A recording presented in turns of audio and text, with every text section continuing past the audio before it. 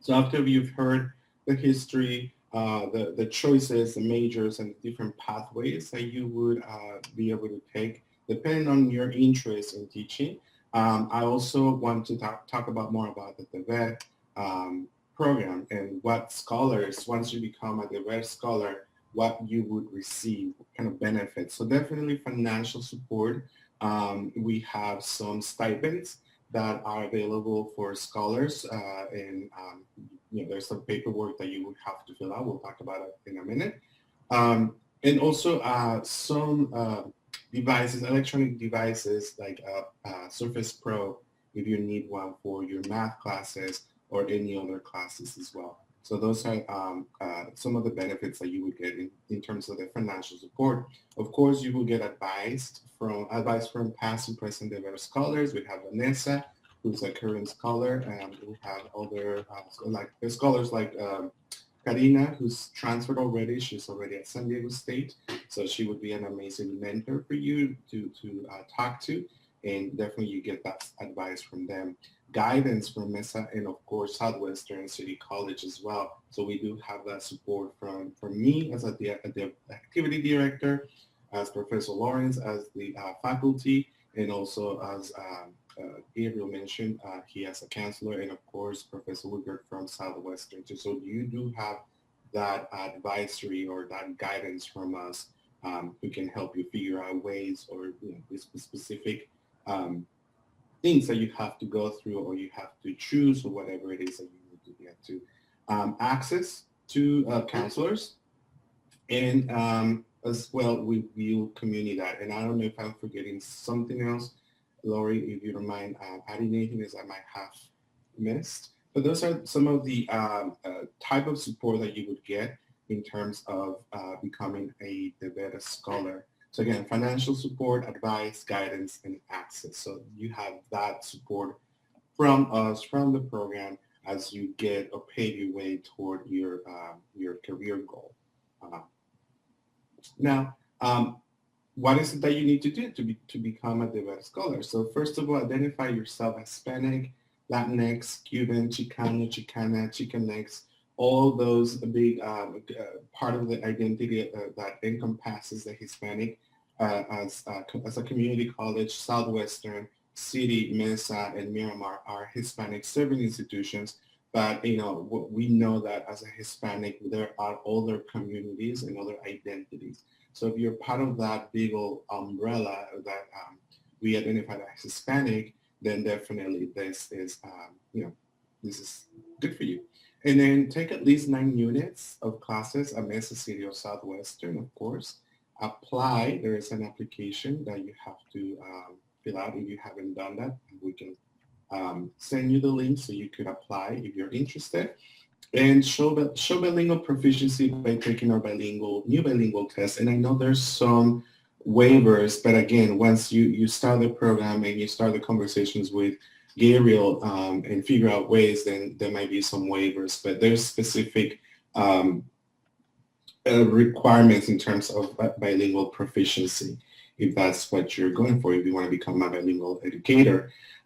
We do have events like this. We have conferences, we have workshops, we have pláticas, conversations with pioneers of the program, individuals who have become professionals and have paved the way for others like us who are, going that way. So we have amazing projects, amazing opportunities to still build community. So we do ask the DEBER scholars to be mindful of those and try to attend as many as you can. We do understand that, we all have different responsibilities and duties and whatnot, but if we try to commit to at least a couple of the activities that we offer throughout the year, that's something that we ask of you to just be part of that community and gatherings that we have.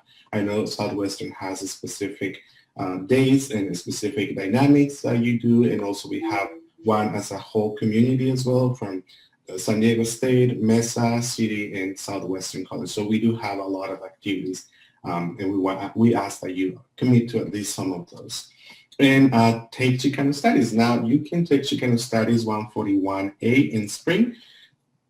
if you haven't taken it, and that counts as part of your classes for the requirements to transfer. So that's a really great opportunity. This is brand new, and this is in statewide. Before it wasn't that possible that you could take Chicano Studies 141A and count toward your transferring units. But now they finally acknowledge that ethnic studies, particularly Chicano studies, is essential, and it's part of our identity and it's part of our growth as individuals and professionals. So they finally took that as well. And you could take Chicano Studies or work with the web leaders to find ways to connect with the cohort. We're trying to build a cohort, a community that here. So that's some of the things that you would be able to take. And I don't know if I'm missing something else. Jorge? Yeah. Dependent upon how everything plays out with COVID, and maybe next year will be good, but there could be a possibility that, or we can at least discuss this with SDSU and or the DEBER budget, that we may be able to take a group of students to the Haku conference next year. I think that's a great idea. Yeah, and honestly, with conferences, it's fun. You get to network, you get to learn a lot. So yeah, we should definitely talk about it. Hopefully we can come back to campus and be able to have these type of orientations and activities face-to-face, right, and interact with each other. So hopefully that will happen. Thank you, Gabriel, for sharing that. Is there anything else that I'm missing? I hope not. I think I got everything. Laurie? Yes, you have to be a nice person. I think we got that, right? I think like everybody's really nice. So that's really nice. So we got that covered. Perfect. So then next steps, Laurie. Yes, down the road, there's lots of paperwork because we want to give you the money in a direct deposit, so you'll need to be filling out forms for that. We'll have a new letter of interest form coming down the road that we'll want you to sign. There's photograph release forms so that we can take your picture and make you a movie star. We certainly will need you to make a counseling appointment with Professor Dona, but I think from what you've seen, you would want to do that anyway, right? So I would say for right now, if you're really committed to this, then the first thing you would want to do is to make that counseling appointment. And certainly I will be following up with an email to everybody and let us know that you are definitely committed. And then, we will certainly start working on putting you together and getting you the paperwork and things like that. So to save you guys the headache of calling our office and trying to get an appointment with me, email me directly and I will set it up for you so you don't have to go through all those steps. Okay?